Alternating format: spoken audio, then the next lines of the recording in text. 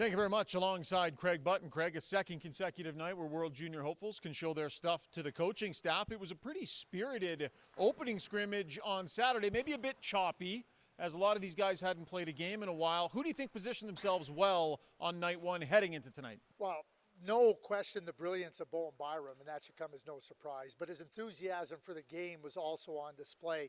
You know, Connor McMichael, a returning player, along with Byram, he was every bit as good. Then you look at three players, Dawson Mercer, Jacob Pelletier, and Peyton Krebs. They were all playing in positions that they're not accustomed to playing in, which speaks to their high-end intelligence for the game and their adaptability, which is essential to be part of this team. Dawson Mercer returns, but those three players, their ability to find their way and to show that they can play in different spots, I thought was really significant. Got an eye on 4 of the 5 goaltenders. Dylan Garand of the Kamloops Blazers was 11 for 11. Did anybody stand out, you think? No, I don't think anybody stood out, but what I would say, they all stood out for this reason. They looked settled in their play. They didn't look like they were busy in the net. They looked like they were understanding what Jason LaBarbera, the goaltending coach, was trying to instruct them with during the week. And I thought they were calm and composed in the net. I mean, there's going to be some mistakes made, but I thought for the first game, I thought they all showed very well.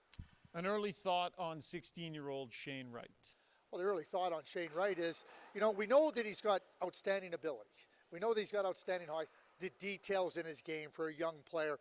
Every square inch of the ice matters to him. He gets invested in all those different areas. And if you want to be a player on this team, it's not just about potential or skill. You got to dial in, and he did exactly those things on Saturday night.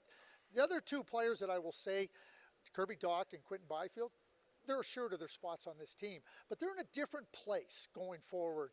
They have to now build their game to be the impact players that they're capable of being and that they're going to be expected to be. So they're a little bit different than some of the other players that are fighting for spots. They're fighting for prominence in the World Junior Hockey Tournament. All right, second inter-squad game at 6 o'clock Mountain Time, 8 Eastern Time. You can catch the action again on tsn.ca. And a welcome sight today, Craig, as Ridley Gregg, an Ottawa Senators draft pick who tested positive for COVID-19 in early November, finished his quarantine. He was asymptomatic, back on the ice here in Red Deer today. The same for Xavier Simoneau, who had his arrival delayed due to some testing issues. So after missing 14 bodies on day one, Hockey Canada now up to a full complement here in Red Deer.